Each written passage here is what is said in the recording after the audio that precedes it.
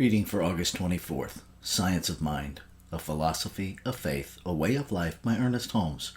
Reading from page 238, paragraph 3, through page 240, paragraph 2, using inclusive language. Heart trouble.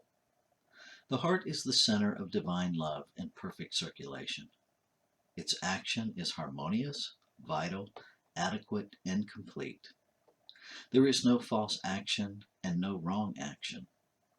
The pulsations of life are steady, unceasing, and perfect. Let not your heart be troubled. Love is at the center of every person's being, and the calm, continuous pulsations of life are governed by love. Solomon is accredited with many words of wisdom, none of which are more appropriate just here than his admonition, "Keep thy heart with all diligence, for out of it are the issues of life." Proverbs chapter 4, verse 23.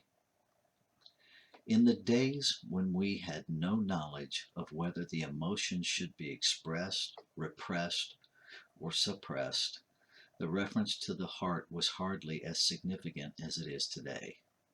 Now, in the light of experience, there is no question but that anything that touches the sympathetic nature of a person has within it the power to build up or destroy the physical body of the person. The daily record of fatalities from heart trouble bears evidence of this. Sudden shock, terrific loss, particularly loss of love, fear, all kinds of fear, are some of the thoughts which quickly manifest in the body of the person as heart trouble. The remedy for this is love. Perfect love casteth out fear. And a divine fearlessness, a singleness of purpose, a determination to think only creator-like thoughts should be used in treating heart trouble.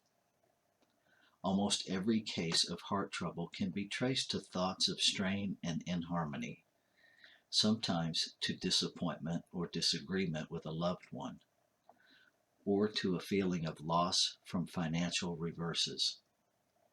A belief that we can be in a position from which Creator absents itself.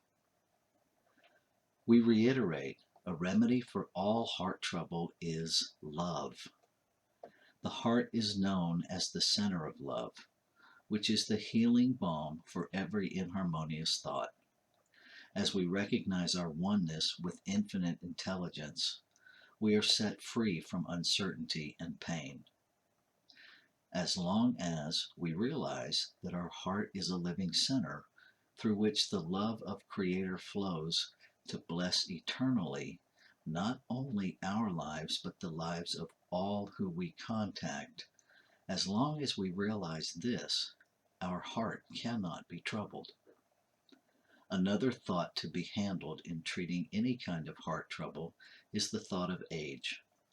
The race suggestion carries a strong belief about the unpleasant conditions which may present themselves as one grows old.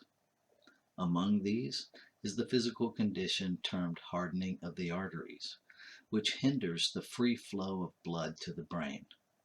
A treatment must be so formulated as to recognize that there is but one mind.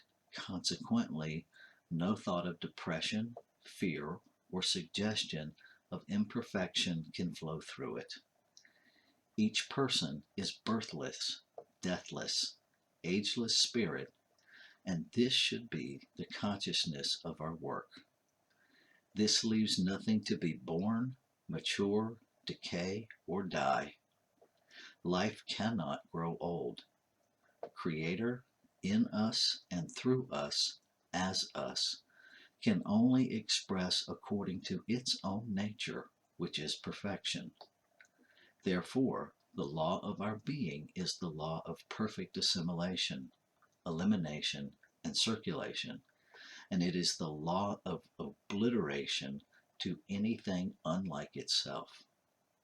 A knowledge of our oneness with the Creator life all about and within us, that this life is governed by divine law and harmony within us, that our only need is to cooperate mentally with this law of life, will heal when we recognize its presence and activity within us. Some physicians now claim that the action of the heart is a reflex action, and that the dilation and contraction of the heart is controlled by sympathetic nerve centers in the spine.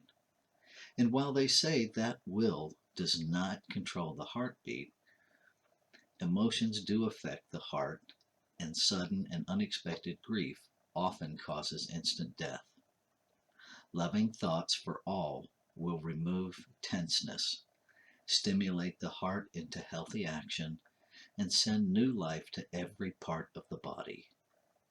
Blessed are the pure in heart, for they shall see God.